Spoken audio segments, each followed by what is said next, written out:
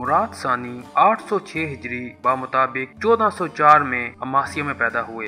اپنے والد سلطان محمد اول کی وفات کے بعد 824 ہجری بمطابق 1421 کو جب سلطان مراد ثانی تخت نشین ہوئے تو اس وقت ان کی عمر صرف 18 سال تھی، جس کی وجہ سے وہ بغاوتیں جن کو سلطان محمد اول نے کچلا تھا دوبارہ سر اٹھانے لگیں۔ سب سے پہلے شہنشاہ قسطنطنیہ نے سلطان محمد اول کے تمام احسانات کو فراموش کرتے ہوئے مصطفیٰ نامی ایک شخص جو اپنے آپ کو سلطان بایزید کا بیٹا کہتا تھا اور تخت سلطنت کا دعوے دار تھا، سلطان مراد کے مقابلے میں کھڑا کیا، حتیٰ کہ اس نے غالیب کے شہر کا محاصرہ کر لیا۔ لیکن سلطان مراد نے مصطفیٰ کو گرفتار کر لیا اور اسے سولی دے کر موت کی گھاٹ اتار دیا۔ شہنشاہ قسطنطنیہ کو اس کی کارستانیوں کا سبق سکھانے کے لیے سلطان مراد نے قسطنطنیہ کو فتح کرنے کا فیصلہ کیا اور اس شہر کا محاصرہ کر لیا۔ اس بار شہنشاہ ایمانوئل نے ایک اور سازش چلی اور امیر کرمانیہ کو ساتھ ملا کر سلطان کے حقیقی بھائی جس کا نام بھی مصطفیٰ تھا کو بغاوت کے لیے ورگلایا، جس نے اناطولیہ کے شہر نیسیا پر قبضہ کر لیا اور سلطان ہونے کا دعویٰ کر دیا۔ سلطان مراد کو مجبوراً محاصرہ ختم کر کے نیسیا جانا پڑا، جہاں مصطفیٰ کو شکست دے کر اس بغاوت کو بھی کچل دیا۔ اس فتنے کو ختم کرنے کے بعد سلطان مراد اناطولیہ کی ان ترکی ریاستوں کی طرف متوجہ ہوئے جو تیموری حملے کے بعد خود مختار ہو گئی تھیں اور سلطنت کے خلاف ہر وقت سازشوں میں مصروف رہتی تھیں۔ سلطان نے ان سب کو اپنا مطیع اور باج گزار بنا لیا۔ 827 ہجری بمطابق 1424 کو سلطان مراد اناطولیہ میں امن و امان قائم کرنے کے بعد یورپ کو واپس ہوئے۔ اس دوران قسطنطنیہ کا شہنشاہ ایمانوئل انتقال کر چکا تھا اور اس کی جگہ اس کا بیٹا جان تخت نشین ہو چکا تھا، اس لیے سلطان مراد نے انتہائی سخت شرائط پر قسطنطنیہ کو باج گزار کرنا ہی مناسب سمجھا۔ 833 ہجری بمطابق 1430 میں سالونیکا شہر فتح ہوا۔ اس کے بعد سلطان مراد نے سربیا کا رخ کیا، جو کہ ایک معاہدے کے تحت سلطان بایزید کے دور میں سلطنت عثمانیہ کا حلیف رہا، لیکن جہاں کے نئے حکمران جان برونکوچ نے معاہدہ کو توڑ دیا، جس پر سلطان مراد نے 844 ہجری بمطابق 1440 میں سربیا کو دوبارہ فتح کر لیا۔ 1440 میں ایک مغربی فوجی سردار جان ہونیاڈے، جس کی غیر معمولی شجاعت کے چرچے ہر طرف تھے، ہنگری پہنچ کر ترکوں کے مقابلے کا بیڑا اٹھایا۔ ہنگری کو جنگ انقرہ کے بعد اپنی طاقت کو بحال کرنے کے لیے کافی وقت مل گیا تھا۔ اسی زمانے میں عثمانی ٹرانسلونیا میں ہرمان سٹارٹ کا محاصرہ کیے ہوئے تھے۔ ہونیاڈے اس قلعے کی مدد کے لیے آگے بڑھا اور ایک مختصر فوج کے ساتھ ترکوں کے عظیم الشان لشکر کو شکست دی۔ اس معرکہ میں 20,000 ترک مارے گئے۔ سلطان مراد نے اس شکست کی خبر سن کر 80,000 کی ایک دوسری فوج روانہ کی۔ ہونیاڈے نے عثمانی لشکر کو پھر شکست دے دی۔ ہونیاڈے کی شاندار کامیابی اور ترکوں کی پے در پے شکستوں سے یورپ کی تمام حکومتوں میں امید کی ایک لہر دوڑ گئی اور یورپ سے ترکوں کو نکال دینے کے لیے ایک زبردست عیسائی اتحاد قائم کر لیا گیا، جس کی سرپرستی پاپ نے خود کی۔ اس اتحاد میں یورپ کے سب ملکوں نے حصہ لیا، جبکہ اس لشکر کا سربراہ جان ہونیاڈے تھا، جو اس وقت مسیحی دنیا کا سب سے بڑا جنرل خیال کیا جاتا تھا۔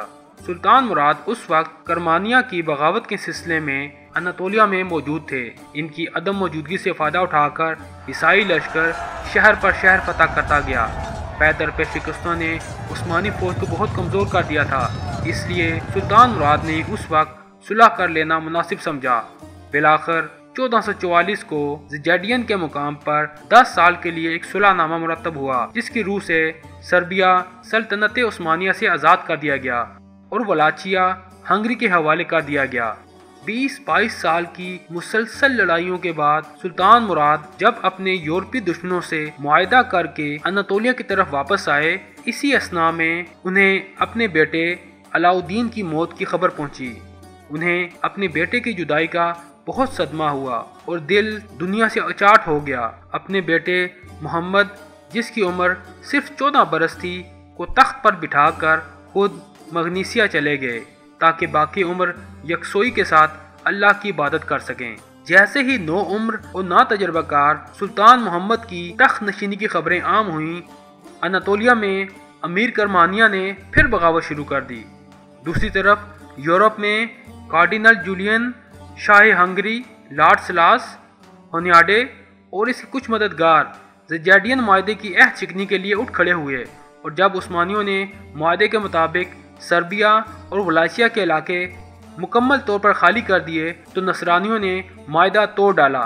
عثمانی اس فریب سے بالکل بے خبر تھے، جس کی وجہ سے صلیبی بہت سے قلعے فتح کرتے ہوئے وارنا جا پہنچے اور اس شہر پر قبضہ کر لیا۔ سلطان مراد کو جب صلیبی فوجوں کی اس جسارت کا علم ہوا تو وہ خلوت نشینی سے باہر آ گئے اور بہت تیزی سے سفر طے کرتے ہوئے اپنی فوج کے ہمراہ وارنا جا پہنچے۔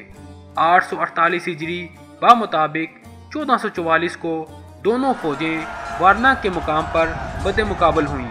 دونوں فوجوں نے تلوار زنی اور تیر اندازی کے خوب جوہر دکھائے۔ ابتدا میں عیسائیوں کا حملہ کامیاب رہا، لیکن مسلمان جم کر لڑے۔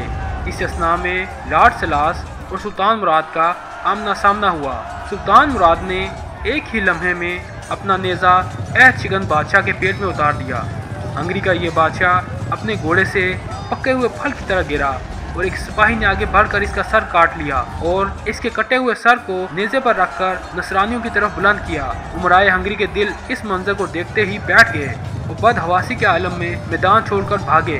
نصرانیوں کا سپہ سالار ہونیاڈے بھی بھاگا، لیکن اس سے پہلے اتحادی فوجوں کا 2/3 حصہ قتل ہو چکا تھا۔ سب سے زیادہ عبرت انگیز ناش کارڈینل جولین کی تھی، جو معاہدہ زیجیڈین کی شکست کا خاص محرک اور عیسائیوں کی ہلاکت کا اصل سبب تھا۔ اس کامیابی کے نتیجے میں سربیا اور بوسنیا کی مملکتیں مکمل طور پر فتح کر لی گئیں۔ بوسنیا کے بہت سے ممتاز امراء بخوشی مسلمان ہو گئے۔ اس مہم کے بعد سلطان مراد نے ایک بار پھر تاج و تخت شہزادہ محمد کے حوالے کیا اور خود گوشہ نشینی میں چلے گئے۔ شہزادہ محمد کی کم سینی کی وجہ سے اس بار خود ترکی فوج ینیچری نے بغاوت کر دی اور سلطان مراد کو مجبوراً دوبارہ تخت سنبھالنا پڑا۔ آپ کے ادرنا پہنچتے ہی باغیوں نے سر اطاعت خم کر دیا۔ اس کے بعد آخری دم تک سلطان خود حکومت کرتے رہے اور بقیہ زندگی بھی جنگوں اور فتوحات میں گزار دی۔ تاریخ میں ایسے کئی بادشاہوں کا ذکر ہے جو تخت سے اترے اور دنیا سے ناطہ توڑ کر الگ ہو گئے۔ ان میں سے بعض ایسے بھی تھے جو دوبارہ تخت نشین ہوئے، لیکن ایسا کوئی فرمانروا نہیں گزرا جس نے 2 مرتبہ تخت و تاج کو خیر آباد کہا ہو سوائے سلطان مراد کے۔ ہونیاڈے کی شہرت پر وارنا کی شکست بہت بدنما داغ تھی، چنانچہ اس نے 4 سال کے اندر 80,000 کی ایک زبردست فوج پھر جمع کر لی اور ہنگری، سربیا اور بوسنیا کی فوجوں کو اپنے ساتھ ملانے میں کامیاب رہا۔ اس اتحادی لشکر کو لے کر وہ کوسوو کے اسی میدان میں جمع ہوئے جہاں تقریباً 60 سال پیشتر مراد اول نے سربیا کے طاقتور سلطنت کو شکست دے کر اسے اپنا مطیع بنا لیا تھا۔ 3 روز کے شدید جنگ کے بعد 18 شعبان 852 ہجری بمطابق 17 اکتوبر 1448 کو مراد نے ہونیاڈے کی متحدہ افواج کو بری طرح شکست دی۔ کوسوو کی اس دوسری عظیم الشان جنگ کا نتیجہ یہ ہوا کہ سربیا کی آزادی سلب کر لی گئی اور وہ چند سال بعد سلطنت عثمانیہ میں شامل کر لیا گیا۔ سلطان مراد نے بوسنیا سے سالانہ خراج قبول کرنے پر اکتفا کیا۔ اس جنگ کے بعد ہنگری کو کم از کم 10 سال کی مدت کے لیے ان سلطنتوں کی فہرست سے خارج کر دیا جو عثمانیوں کے خلاف جنگی کارروائیوں کے قابل تھیں۔ بلکان میں عیسائیوں کو عظیم شکست دینے کے بعد سلطان مراد نے مشرق کا رخ کیا اور امیر تیمور کے بیٹے شاہ رخ تیموری کو شکست دی اور کرمانی امارات کو اپنے قلمروں میں شامل کیا۔ سلطان مراد کے دور میں ان کے پائے کا کوئی دوسرا حکمران نہ تھا۔ آپ نے 855 ہجری بمطابق 1451 کو 47 سال کی عمر میں ادرنا میں وفات پائی۔